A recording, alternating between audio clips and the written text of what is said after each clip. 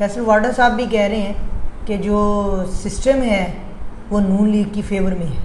हाँ जी बिल्कुल।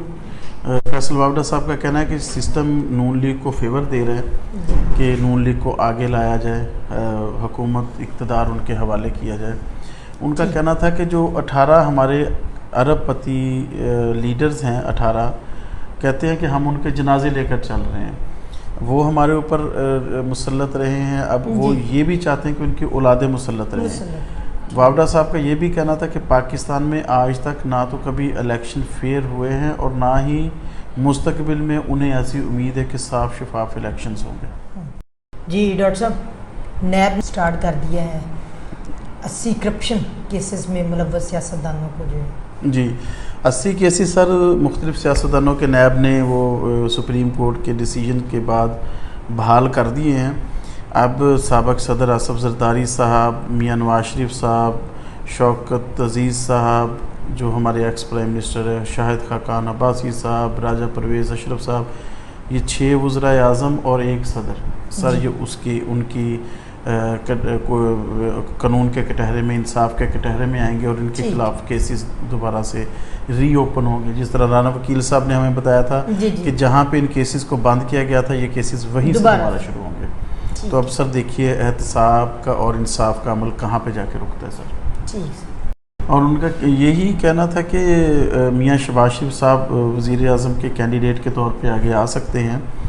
और उनका कहना था कि मरियम नवाज़ जो हैं अब उनके बाद उनके साथ बल्कि उनका बेटा जुनेद भी सियासत में उतर आया है और बेसिकली 2 पार्टीज़ बनती नज़र आ रही हैं। दूसरी साइड पे मियां शहबाज शरीफ साहब और हमज़ा शहबाज शरीफ साहब हैं। एतज़ाज़ हसन साहब का कहना था कि मियां शहबाज शरीफ और मियां हमज़ा जो शहबाज है उनके हक़ में मरियम नवाज़ कभी दस्तबरदार नहीं होंगी। मीन्स ये शायद अभी इक़्तिदार की एक अंदरूनी खाना जंग चल रही है।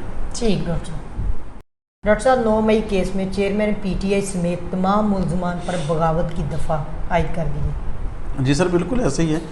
सन है 9 मई के मुकदमात में चेयरमैन PTI समेत तमाम मुल्ज़मान जो गिरफ़्तार हैं या मफरूर हैं उनको 120B की दफ़ात लगाकर बगावत के मुकदमे में उनको अब मज़ीद ये केस भुगतना पड़ेगा। तो पुलिस का कहना ये था कि चेयरमैन PTI जाए वक़ुआ पर मौजूद नहीं थे, ताहम ये सबूत मिले हैं कि उन्होंने इस बगावत के लिए उकसाया है। फैसल वाडा साहब भी कह रहे हैं कि जो सिस्टम है वो नून लीग की फेवर में है। हाँ जी बिल्कुल। फैसल वाडा साहब का कहना है कि सिस्टम नून लीग को फेवर दे रहा है कि नून लीग को आगे लाया जाए, हुकूमत इक़्तिदार उनके हवाले किया जाए। उनका कहना था कि जो 18 हमारे अरबपति लीडर्स हैं, 18 कहते हैं कि हम उनके जनाजे लेकर चल रहे हैं, वो हमारे ऊपर मुसल्लत रहे हैं। अब वो ये भी चाहते हैं कि उनकी औलादें मुसल्लत रहे।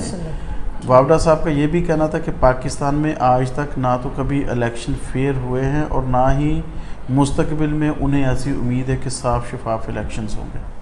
एक नई सियासी जमात के लिए लोगों को कायल किया जा रहा है। हाँ जी बिल्कुल। सॉरी, जो मुस्तफ़ा खोखर साहब हैं, मुस्तफ़ा नवाज़ खोखर साहब पीपल्स पार्टी के एक्स रहनुमा, वो कहते हैं कि मैंने शाहिद खाकान अब्बासी, मुफ्ती इस्माइल साहब, इन सब लोगों को, ख्वाजा होती साहब हैं, उनको कायल कर लिया है कि एक नई सियासी जमात बनाई जाए। असल में ख़ाइफ हैं सारे चेयरमैन PTI की मकबूलियत से, ठीक है, उनके मुकाबला किसी न किसी तरह करने से।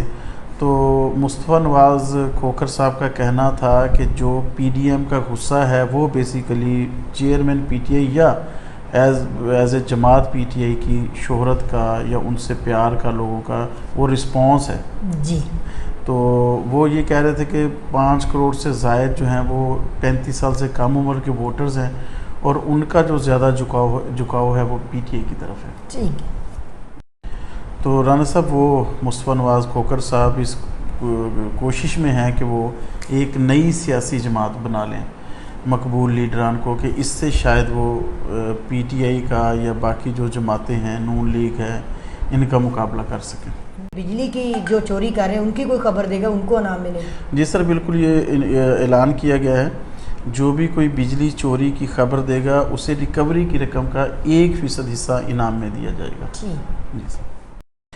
अच्छा राना साहब, सोशल मीडिया में टोबा टेक सिंह की तरफ आते हैं तो जी मियाँ मोहम्मद यासिन साहब हैं, एक प्रेस क्लब के मेंबर हैं, बहुत काबिल एहतराम शख्सियत है टोबा टेक सिंह की।